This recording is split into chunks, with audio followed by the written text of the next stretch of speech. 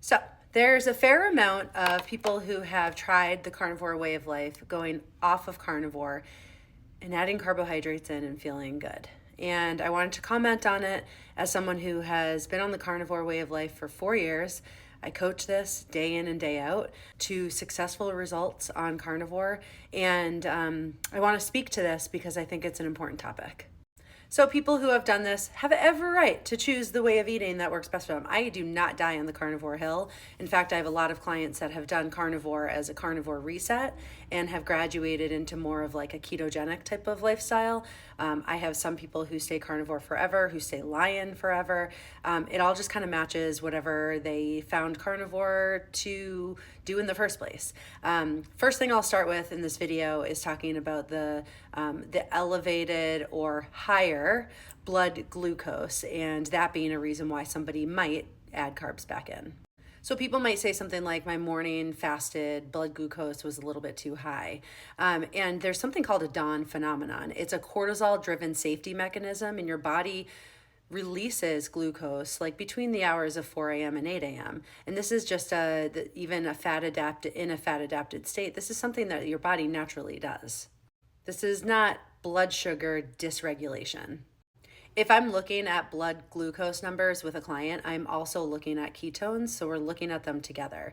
And if after your first meal your blood glucose comes down, that's okay, and your ketones stay relatively the same, I don't mind that. And so you have to look at things not in isolation, but you have to kind of look at, if you're tracking your blood glucose, thinking about things in patterns. The next thing people say is that their energy was great when they first started, but their energy isn't great anymore, and they're feeling like their thyroid is dysregulated, and they're thinking that they are having issues with being exhausted on carnivore.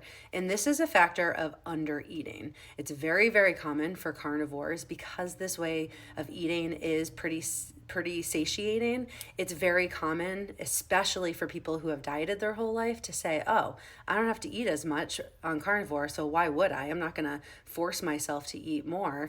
I'm never asking people to do that, but I do some things with my clients that helps their hunger wake back up and gets their body the nutrients that it needs. But basically, if you're under fueling and you're under nourishing and you're eating too few calories, you're going to notice that, and there's going to be a dip in your energy, and you're going to feel like when you add carbs back in, even if you're adding in like just fruit, you might notice, oh my God, I feel so much better. And that is not the whole story. Most of the time, we don't add in fruit. And what I do is I add like 20 to 40 grams of fat to my client's day and make sure that they're hitting their protein numbers. Energy wakes back up and it's a fix. And so it's not necessarily that you need carbs. Your body is going to make the exact amount of glucose that it needs for your brain, for your red blood cells, for your thyroid. And if you're somebody that's healing from a metabolic dysfunction, your blood glucose numbers just might look a little different than others starting off doing this fat adapted type of plan. And so I tell my clients to look at their postprandial, after a mealtime, like an hour after your mealtime blood glucose. And if they're staying relatively low, they're not spiking super high, we don't worry about these numbers.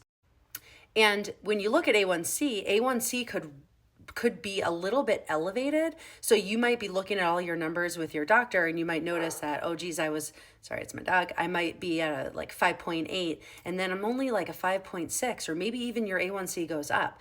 Just know that the A1C number is a look at your blood glucose on the past 30-day period. And if your red blood cells are staying alive for longer because they're healthier, then that might look a little bit higher, the A1C, but it's not telling the picture about your overall blood glucose patterns. A lot of people come to me strict carnivore, having been strict carnivore for a while. I do a lot of like helping people analyze what's been going on when they started carnivore, because carnivore is relatively easy to start, right? But when they come to me, they're having cortisol issues. So they could be totally strict carnivore, but they're having stress issues in their life and they're not sleeping.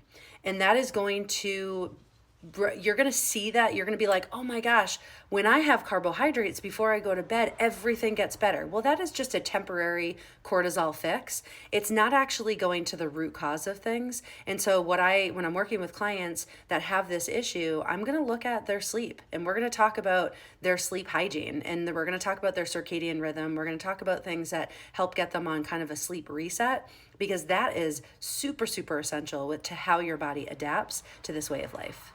Now for women. Women often come to me after being just like me, going and dieting their entire life, under fueling, under eating, eating too little fat. And then they come to me and they say, I'm still having issues with my energy after carnivore. And the thing is that, yes, the carbs might temporarily make you feel better, but what's happening is we need to refeed the hormones, right? So we actually need to go on a higher fat, moderate protein, sufficient protein type of carnivore way of life, so that we are accurately fueling ourselves, refeeding the body, because what's happening is your body is still in fight or flight. And so those carbs temporarily, they feel really good because it blunts that cortisol effect, but that's not actually getting to the root cause of everything in the first place.